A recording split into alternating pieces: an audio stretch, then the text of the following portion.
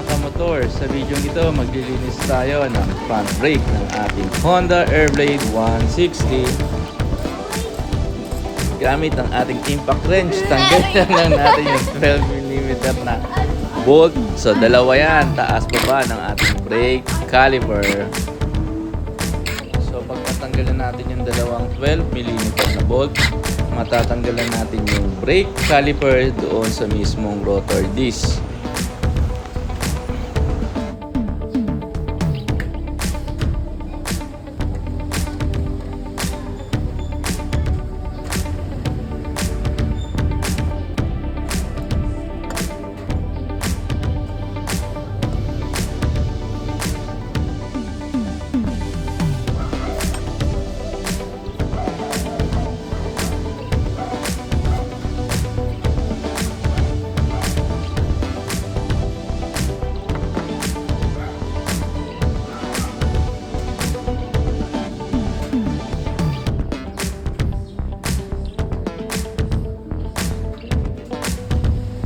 Tanggal natin yung brake pads, tanggalin natin yung brake pad pin at matatanggalan natin yung dalawang brake pads doon sa brake caliper.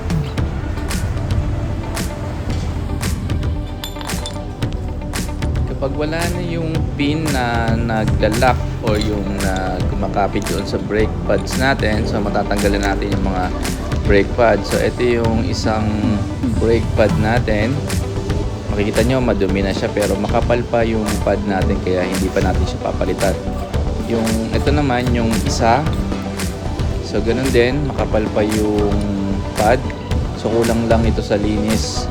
So ang gagawin natin mamaya, lilihay natin to para matanggal yung mga alikabok pati yung mga dumikit na mga particles dyan sa pinaka brake pads natin.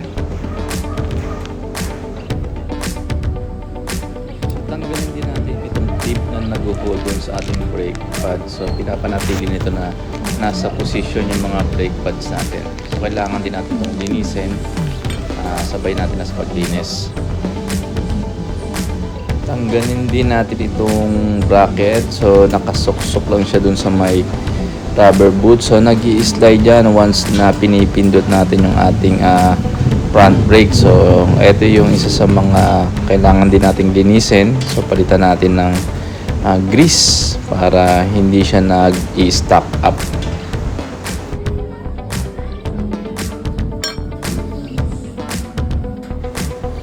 Gamit na tayo ng brake cleaner para malinisan natin ng maayos yung mga parts na tinanggal natin.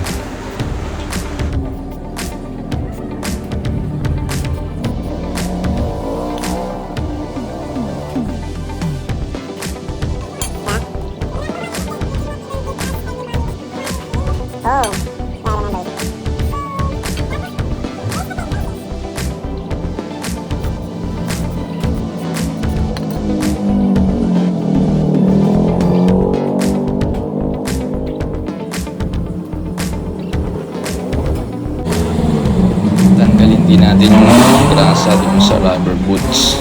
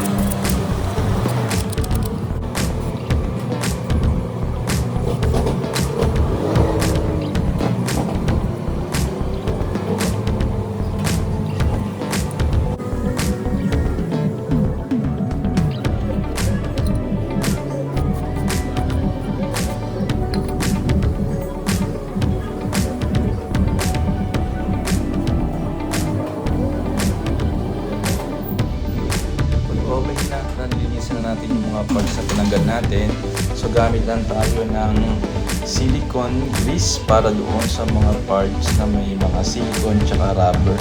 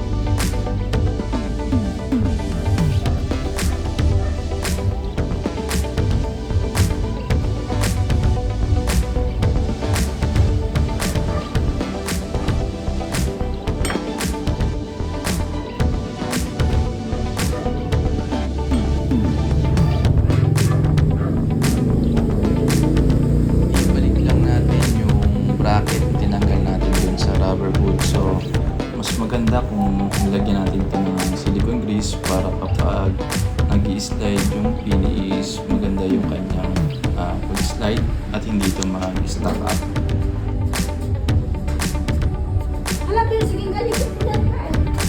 Balik lang din natin yung clip. So nakatutulong nga para yung brake pads natin is hindi siya masyadong mauga. So mag-stable lang siya doon sa ating brake caliper. So pag nabalik na natin yung clip, ibalik na rin natin yung pin na siyang nag-hold doon sa ating mga brake pads.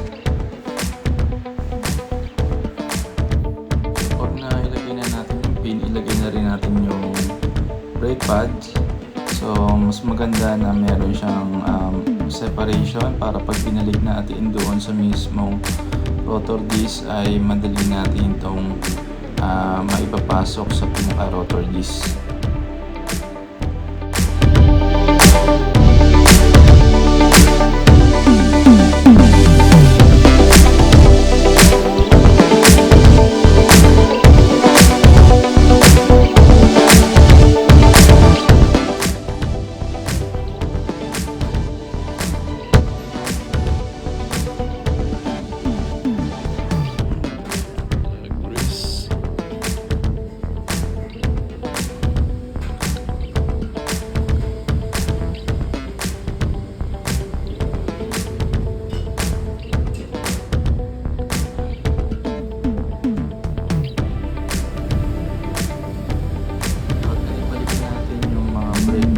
Sa brake caliper, so ibalik lang natin ito sa rotor disc. So ibalik lang din natin yung tinanggal natin dalawang 12mm bolt, so taas at baba.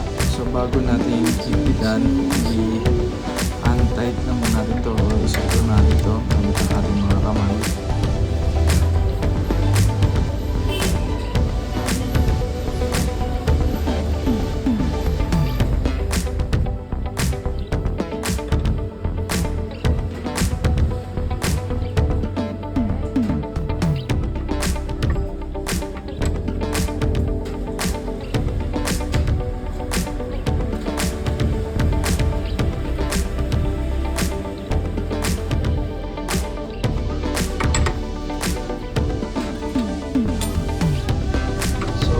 Bigayin lang natin yung brake lever natin para yung brake pads natin ay kumapit doon sa rotor disc.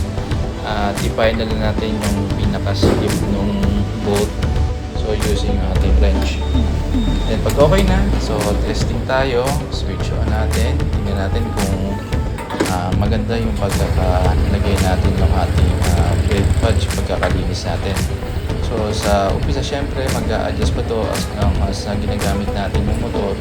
Makikita natin yung difference dun sa ginawa nating paglilinis ng ating brake pads. So salamat guys, hanggang dito lang yung aking video. Sana may natutunan kayo at pag-DIY nyo na rin or kayo na rin yung maglilinis ng brake ng inyong mga motor.